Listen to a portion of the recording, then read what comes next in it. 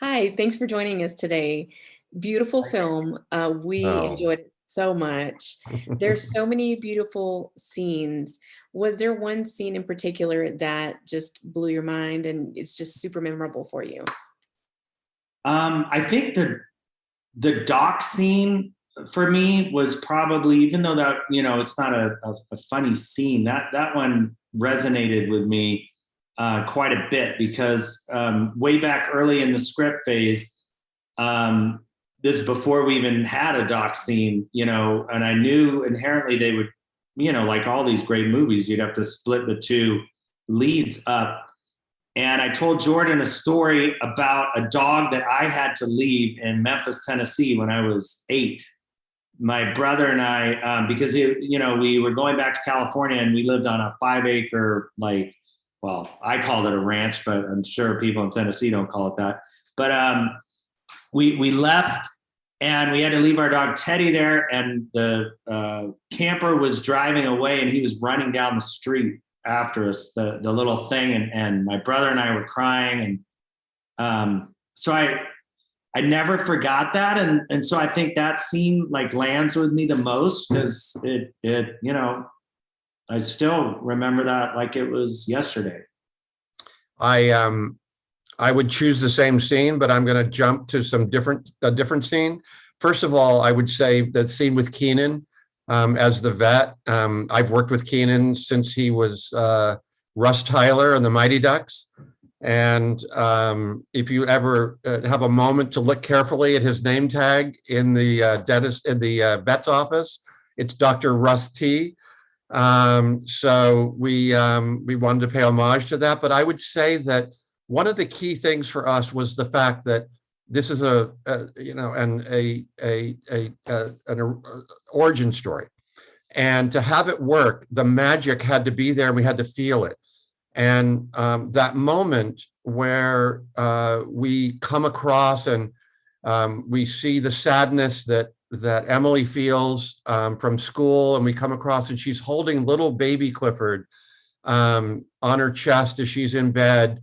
And we do that cutting between John Cleese down below as Mr. Bridwell, who has a little bit of magic to him, and Emily, and then ultimately Jack Whitehall flipping the switch as he's looked in at her when she's fallen asleep. That whole moment, it's like a little conducting moment for Walt, in terms of how all these pieces fit together to make one magical moment. It always feels incredible to me. I always get goosebumps, in that moment. So I feel very strongly about that. Thank you. Thank you. Rhonda, nanny mom Rhonda. Hi, my question is, how do you guys like working with kids and animals? I seem to keep doing it. So I know the answer is yes. I love, first of all, we have one of the best animal trainers ever, Mike Alexander, and Birds and Animals. So you guys remember that scene in the tent, with Mr. Birdwell's tent? I mean, there were literally every animal that you saw. That wasn't like special effects, like, okay, we're going to shoot this portion and then we're going to bring in more animals and shoot this portion. That was a sloth in with a turtle, with a snake, with a rabbit, with a dog. I mean, hamsters on things. They literally just sat there. I don't know how he did it. They weren't like tied down. There's a mouse with a snake. I don't even know. But so that was great when you have that. And then working with kids, they're not jaded. They're not cynical. They're eager. So I love it. And I generally find that acting talent starts pretty young. I would say honestly about like once they get about 8 and 9 and 10, that's when it really can kick in. But they're as good as adult actors in my mind. And I think Darby for sure was. I'm not going to add to that. I agree. Ranisha from Queen 50. Hello. Hi. I'm just curious, why Clifford? What made you, which one of you made the phone call to say, let's do a big screen of Clifford, take it to the big screen? The truthful answer is that, you know, it was developed by multiple studios for probably 20 years, honestly. So it wasn't even at Paramount when I first heard about it. I think they did like 30 or 40 drafts. So the quest to bring it to the screen has never been easy. Let's put it that way. And you know, when I came on at Paramount, they had already decided, hey, we're going to do a live action film. So I had a script, like Jordan was describing in our other interview. I had a script that was sent to me, you know, that they had already developed. And so I came on it knowing the studio was eager to find a way to do that. And then we actually called Jordan as well and brought him on the team. And then lo and behold, I think draft number 39, at least, you know, it was our third draft, I think, was the draft that Paramount greenlit. But it was always, I'm not sure why, it was always, you know, live action CG, or that was the thought from day one. And the only thing I would add to that is that 20 years ago, I tried to make a deal to get the rights to Clifford. I think I'd just come off of either George of the Jungle or Inspector Gadget, and working with animals and CG, and we weren't quite ready to do it, but I had the gumption to say, sure, you know, we could create this. And in the end, it was already optioned by some of those people who were doing all those drafts that Walt just mentioned. So you know, when Walt and the chairman of Paramount came to me, I was thrilled. It was kismet, because, you know, 20 years before that, I tried to get my way into it because I love the books and felt that this would be a great book to bring to the big screen in a photoreal manner. Well, thank you both. And Jordan, thank you. You've done some of my favorites. Thank you. Melissa, the Mommyhood Chronicles. Hi, how are you today? I want Hi. to know, what were you looking for in casting Emily Elizabeth? That's a great question. I think we were looking for someone who felt real, if that makes sense. And one of Darby's great qualities is that she's very transparent with her emotions. You just buy when she's sad, you really buy it. When she's happy, you buy it. When she's being a little coy with Jack, you know, you buy it. So I think that was the first one is being emotionally real. And then she's such a good actress. I honestly, I think she's going to be like a next up and coming great one. But we interviewed a lot of girls and we cast the net wide. I mean, it was open to all groups. Like there wasn't anybody, you know, that we were saying. I don't think we went in with any preconceived notion, did we, Jordan? No. Any hair color, any racial group, any, you know, it didn't matter. We were casting wide across the country. Thank you. Yeah.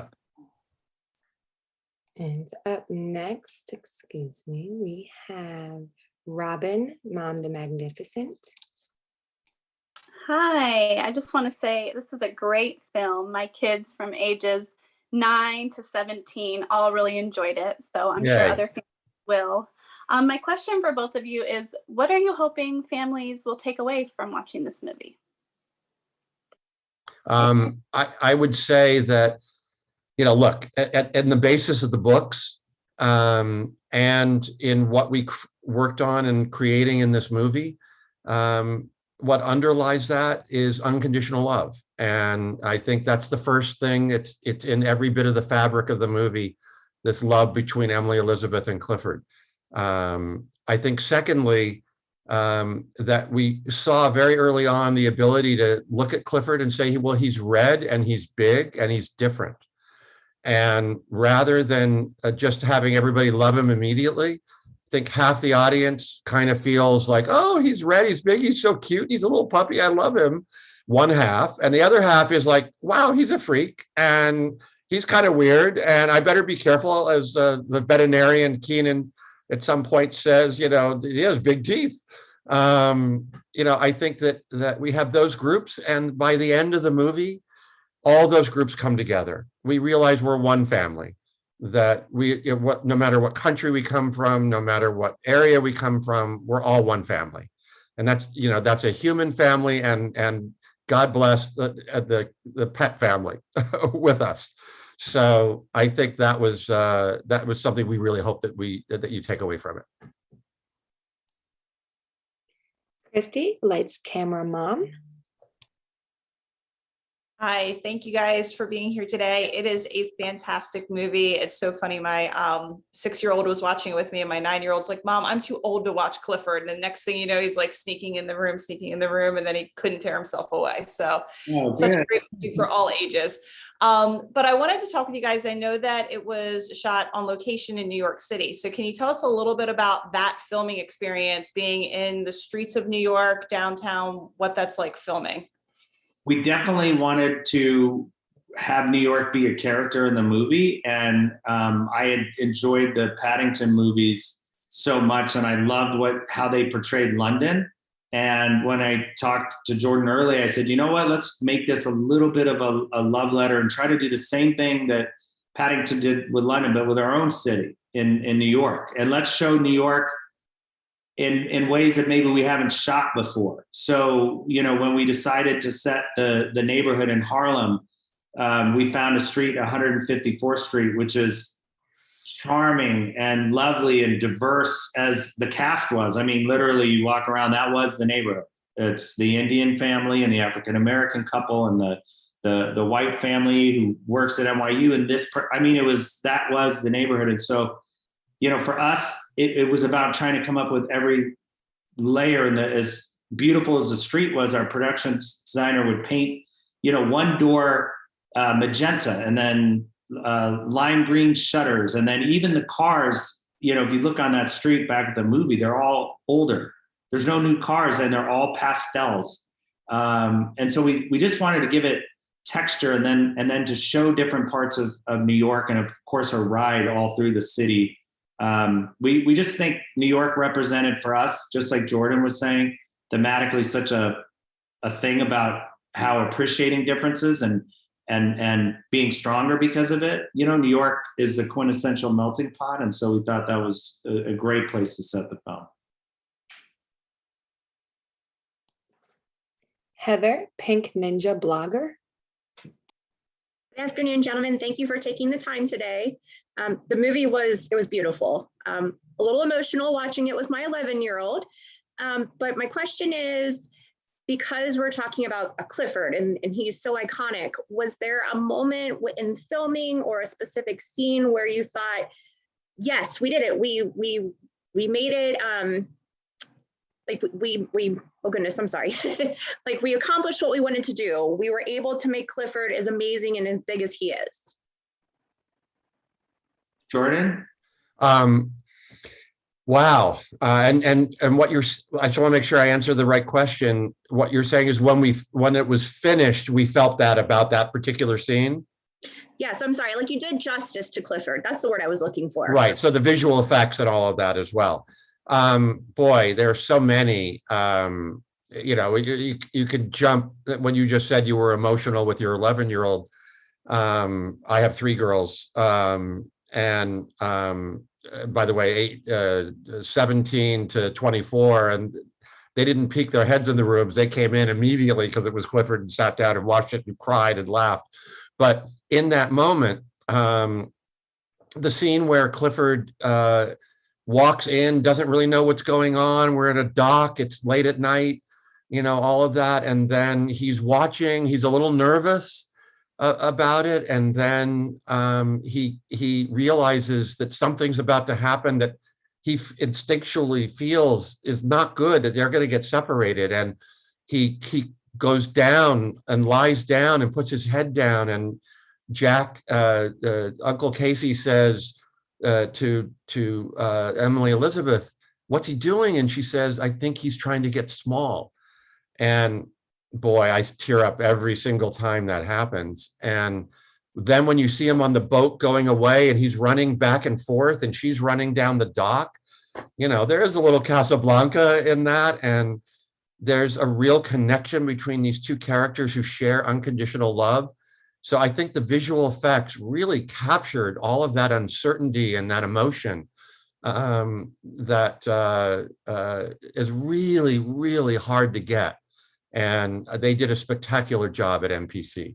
And my two, real quick, because it is a nice behind the scenes thing, the moment, because I know exactly what you're asking, the moment where you're like, oh my God, this is going to work, was actually the first scene we shot was the dock scene. So we shot that all in one, not the dock, the warehouse. So when he's a little puppy, the basically opening of the movie. And then when I saw that cut together after about 4 days with our editor, I was like, I think Jordan and I both looked at each other and said, oh, we have a movie. And then that happened again after the tent scene with Bridwell, because that was a big question. If John Cleese doesn't pull off Bridwell, or if we don't buy that he's like this heightened magical guy, that I don't think the movie works. So watching him in that tent with all those animals and just the vibe of it, I just went, wow. So those were two, I think, when seeing John Cleese on screen and pulling that off was another big one, even effects aside, when we had little, you know, our stand-in CG version of Clifford. Thank you. Thank you. Shell, not quite Susie Homemaker. Hi, thank you for being here with us today. I wanted to say, first of all, that it was worth the 20-year wait. It's a long wait, but the movie turned out phenomenally, so we loved it here. I know that working with a CGI character is always difficult to do, but I imagine it's even harder when the character is literally larger than life. So I would love to hear a little bit about the behind the scenes on that, how you accounted for it in planning the scenes and filming, and then how it was on set. That's great. We did. It's a great question. So, as I was saying, I saw Warhorse, and I saw that you know, it was puppeted by two people. I couldn't believe how great that effect was. So I knew we were going to have to build like a 10-foot, let's say, puppet to just give actors eye lines and all this stuff. The other thing that we did was something called pre-visualization. So we'll take, like, it's a game engine. So just like our kids, you know, play video games, they'll build out a world for us that is through the same game engine. And then we can look at how this dog will look at spaces. And then I remember us having our initial set in New York built in 3D, and then we put our 10-foot dog in there, and we went, whoops. And we went, oh my God, that was actually the opposite moment that I just described when I saw the tent or whatever. As a filmmaker, you're just like, oh my God, how are we going to pull this off? Because he couldn't, like, even bend around most of the rooms. He couldn't, you know, go through the doors without, like, you know, just explode the things off. So if you guys notice, these are just little tricks of the trade. Like in the apartment, there's sliding doors. So they're French doors that are double wide, so we didn't have to always worry about him having to skinny up through stuff. You know, it's a top level brownstone, so the ceilings are just slightly taller. So that, you know, there was a lot of sort of pre-vising and realizing what that perfect height was, which was for us 10 feet. That meant he could go inside. It honored the whole concept from what Norman Bridwell said. You know, I just had a fantasy of having a dog big enough that I could ride him like a horse. So he kind of fit that model. And, you know, we didn't want to do the 3-story tall Clifford, which is kind of a King Kong movie, you know, or, you know, Clifford on the farm. He's definitely not going in the city. So that, yeah, a lot of planning went into trying to R&D how that was all going to shake out.